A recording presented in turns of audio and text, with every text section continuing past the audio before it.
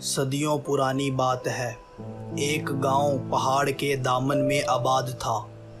پہاڑ کی بلندیوں سے برف پگھل کر ندیاں بناتی تھی اور گھاٹیوں میں چراگاہیں پھیلی ہوئی تھی۔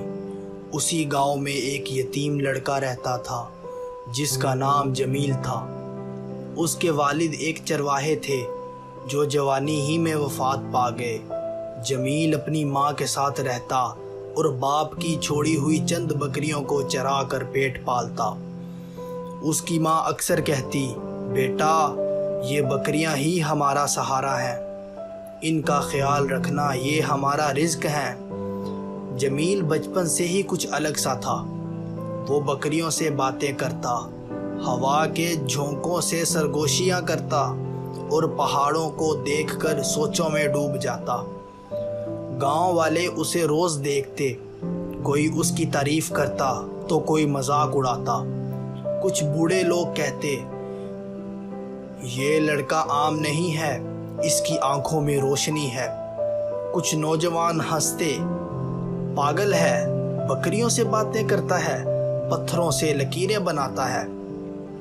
بچے اس کے پیچھے پیچھے چلتے اور آوازیں نکالتے، پاگل چرواہا، پاگل چرواہا۔ مگر جمیل پر فرق نہ پڑتا، وہ بس مسکرا دیتا اور اپنی بکریوں کو گھاس کھلاتا رہتا۔ جمیل کے پاس عجیب سی حکمت تھی۔ ایک بار ایک کسان اس کے پاس آیا اور بولا، میرے کھیتوں میں فصل نہیں ہو رہی، کیا کروں؟ جمیل نے کہا، زمین کو آرام دو، تھکی ہوئی زمین بھی دل کی طرح ہے، کچھ وقت بعد وہ خود پیداوار دے گی۔ ایک اور دفعہ گاؤں کی عورت نے پوچھا، تو اکیلا جنگل میں نہیں ڈرتا؟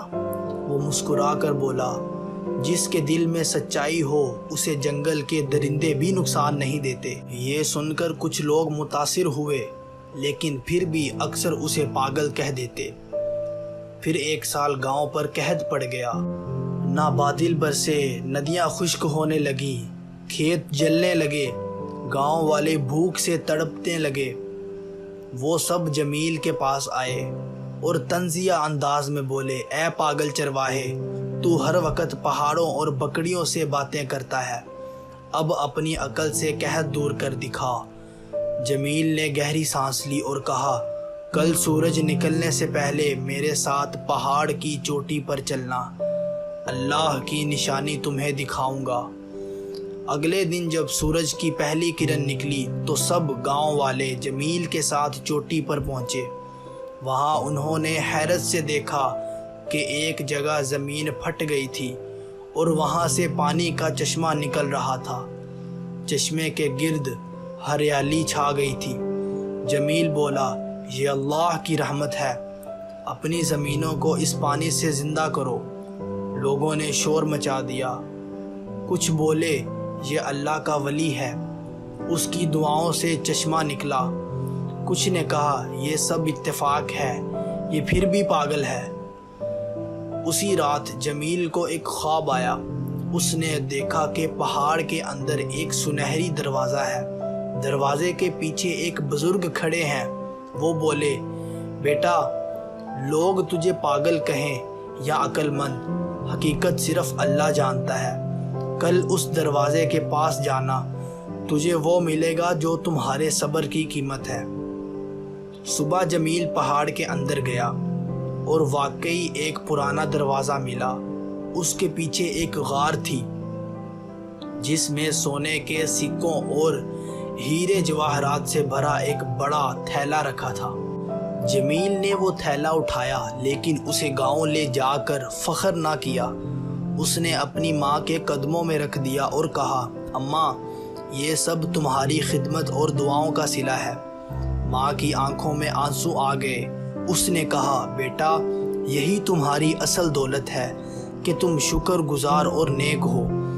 وقت گزرا، گاؤں والے حیران رہ گئے کہ جسے وہ پاگل کہتے تھے وہی دراصل سب سے عقل مند اور صابر نکلا۔